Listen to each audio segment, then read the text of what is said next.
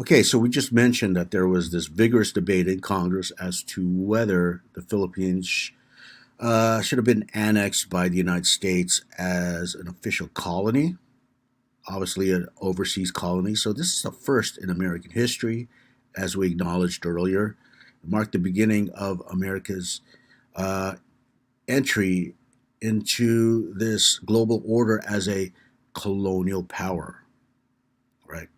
And therefore, the annexation of the Philippines proceeded, but it's without the consent of the Filipinos themselves. Let's remember that the Filipinos were at war with the Spanish colonial masters, just like the Cubans were. They were trying to gain their own independence, and they thought it was an opportune moment because, as I mentioned, the Spanish Empire was dwindling at this time. They were losing strength. So, as with the Cubans, the Filipinos believed that the Americans fought against the Spanish during that war, partly on their behalf, right? They believed that the Americans were going to help them gain their sovereignty and independence. And, they espoused the same principles of liberty and democracy that America did. But as we acknowledged, things turned around to the point where the United States decided to claim the Philippines as an official colony. But of course, the Filipino army and the guerrillas at that time were not going to accept that. So what happens is the outbreak of the Philippine-American War, and this happened between 1899 and 1902. But officially, it happened more than a decade beyond 1902. That is to say, that was the official declaration of the end of the war, but it's still, you see major battles still happening in the rural areas, right, in the rural jungles and in the southern parts of the country. So this war turned out to be more costly in terms of American casualties than the previous Spanish American War. Okay, it's more deadly overall. It's more brutal. It lasts longer than the Spanish American War, not to mention more costlier in terms of expenditure. So it's interesting to note here that the Spanish American War is more known by Americans compared to the Philippine American War. In fact, in a regular classroom, when I asked students who has heard of the Spanish American War, and almost all of them raise their hands. However, when I ask the same question to the Philippine American War, it's rare that even half the class knows about this. It's usually, a handful of people out of a full class. So that tells us something. Why is this their amnesia? Why exists an amnesia surrounding the Philippine American War compared to the Spanish American War? And partly you could probably see why, because that is to say, after I discuss this, because what this war is about is imperialism. Okay, it's against our anti-colonial origins as a country and against our anti-colonial beliefs. Right, it's that fundamental variance with ideas of freedom and democracy. And as I mentioned, I'm going to discuss other things that are considered actually kind of shameful. Okay, to put it bluntly, things that we do during this war were not exactly in the name of freedom democracy. And you can kind of see what I listed here: incidents of torture, of killing for sport, just for the heck of it, right? Killing civilians, actually, concentration camps. You see episodes whereby entire villages would be relocated. The villagers, that is, would be relocated from one village into a concentration camp. So you had these, various villagers all in one concentration camp, and then of course there's disease epidemics, dysentery, and so on and so forth, which exacts a very high toll on the civilian population within these camps. Okay, and here's a euphemism that they use: depopulation campaigns. To talk about that, basically to depopulate uh, these areas and clear them out of people to try to find these guerrilla soldiers.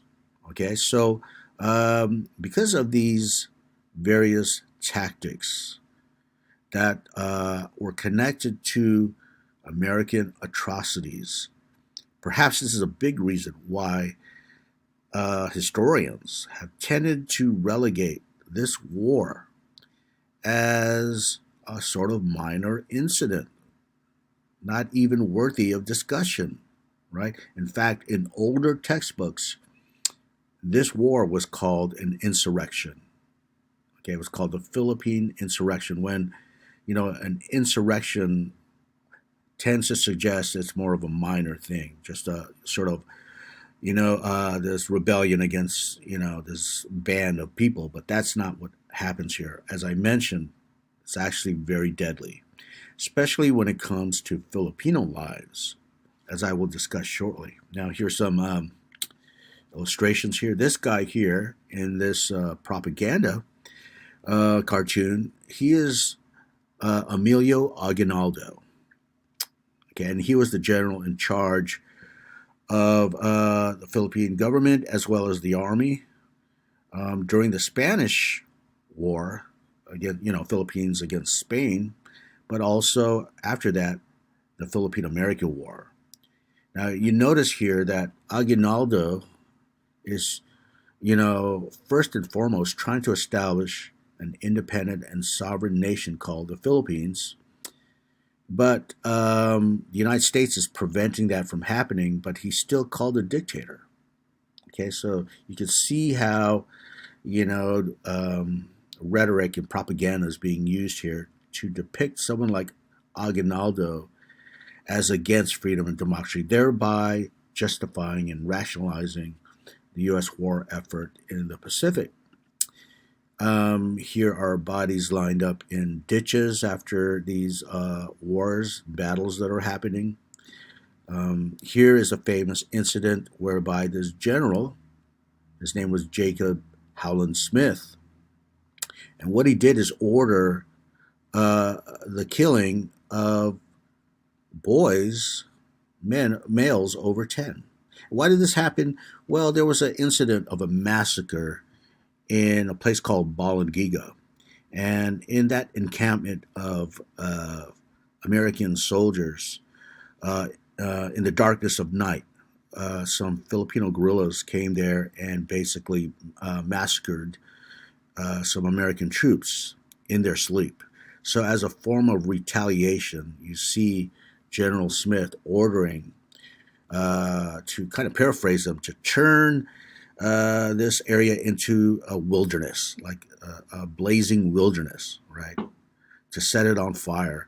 And part of this order, he said, kill everyone over 10. And by this, he specifically meant men or males, right, over 10. So this led to people carrying out this order, of course, and innocent civilians being killed in the process. Now, one thing that is also associated with the Philippine-American War is the use of torture by American interrogators, and this is the infamous water cure. And today, we know this as waterboarding. And here is where waterboarding was invented. It was invented by Americans during this war in the Philippines as a way to interrogate their prisoners. And by the way, of course, it deserves mention that, torture was committed by Filipinos against American troops. So it went both ways in terms of atrocities. And indeed, one reason for the United States being involved in these drastic measures like depopulation campaigns and water cures, because they were frustrated with the Filipino guerrillas, the way they fought, right? It wasn't, quote, civilized combat. It was a guerrilla warfare. And, they basically found the way the Filipino guerrillas were fighting to be, uncivilized and disgusting. So therefore, it rationalized their behavior in terms of, mass murder and concentration camps and so forth. Not to mention, atrocities like the water cure. So, nonetheless, you see this happening um, for several years. And of course, the Philippines could not win this war due to the military superiority of the United States. So you see the war's conclusion, but as I mentioned, it continued unofficially for many, many years afterwards. But what you have with the official end of the war was now the official annexation of the Philippines, right? And therefore, the United States had to become colonial masters now. That is to say, they have these peoples, and this time they're across the Pacific, right, in Asia. And as they saw it, it was their responsibility to engage in the, quote, racial uplift, unquote, of their new native subjects. Now, this is an interesting illustration here that was around at this time because it's about tutelage. It's about providing these natives with lessons on how to be civilized. Okay, so if you look here, these here are new colonial subjects, right? It says Cuba, Puerto Rico. By the way, Cuba, as I previously mentioned, would not be annexed as official colony, but you will see American interest established for sure, especially economic interest that will be long lasting. Puerto Rico, of course, with Hawaii and the Philippines here. So these are new colonial subjects. Hawaii, by the way, is something separate, but it happens around the same time during the 1890s, where our economic interest again, particularly the sugar industry, went into Hawaii and basically took over the rule of the queen there, the monarchy, and imposed what's called the Bayonet Constitution, whereby American interests claimed Hawaii as territory and eventually a state by the mid 20th century.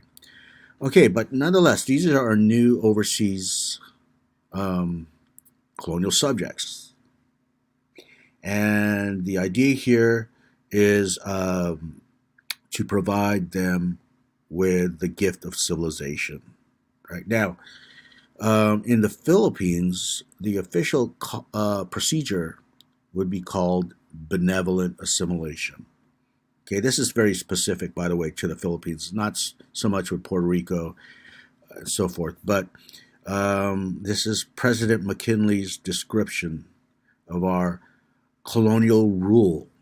Now, if you look at that term, benevolent assimilation, obviously benevolent means generous, right? A kind act.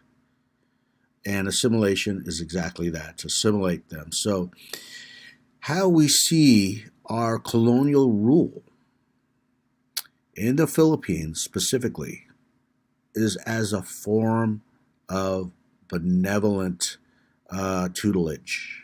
Okay, we are teaching them the ways of civilization, and hence we have this illustration here. Uncle Sam here, but here you have Americans, right, already familiarized and well acquainted with civilization.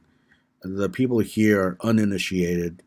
They are the darker skinned people. They need to be taught in the way. Now, this is interesting because you have here the American Indian, right, at the door, right? And you have the Chinese who's outside the door. Let's remember they're considered perpetual foreigners due to Orientalism, right? So this person is not allowed entry into the classroom. And interestingly enough, the African American is cleaning the window of the classroom. Okay, so this illustration is obviously a critique, a criticism of, quote, benevolent assimilation. That is to say, the actions of the United States, not only the Philippines, but the post-Spanish American sort of scene here and how they're handling it. Okay, so again, the United States would annex the Philippines as a colony formally, right? It's a formal colony, and this would last through uh, half of the 20th century. The United States would give independence to the Philippines after World War II in 1946. But what happens here during those decades of colonial rule, where the Philippines became official territory, you see the implementation of American style democracy in the Philippines. And still today, if you go to the Philippines, that's what you see. You see Congress, for example, Philippine Congress having two chambers, the Senate and the House of Representatives. Obviously, a direct emulation of the American style. You see an executive branch. You see a president elected to right. You see a Supreme Court, and then you see province level governments, right? So this is obviously the institutions that were taught to the Filipinos. All right. Not only that, you see things like public education. Right before that, with the Spanish rule for 300 years, they didn't provide public education to the Filipino natives. But now the United States, excuse me, said we will provide free public education conducted in English. All right, so still today, by the way, you see English lessons being taught in high school, and you can see many Filipinos as English speaking there today compared to other Asian countries around the same area in Southeast Asia. Okay, so this is benevolent assimilation. You could criticize it as being a form of imperialism. You could perhaps applaud it for, imposing American style democracy and things like public education, providing Filipinos with the opportunity to learn self government and so forth. But it still remains as a controversial historical episode, insofar as I mentioned, the condition to begin, quote, benevolent assimilation was the Philippine American War, which was deadly and brutal. Okay, so this ends the topic of overseas colonialism.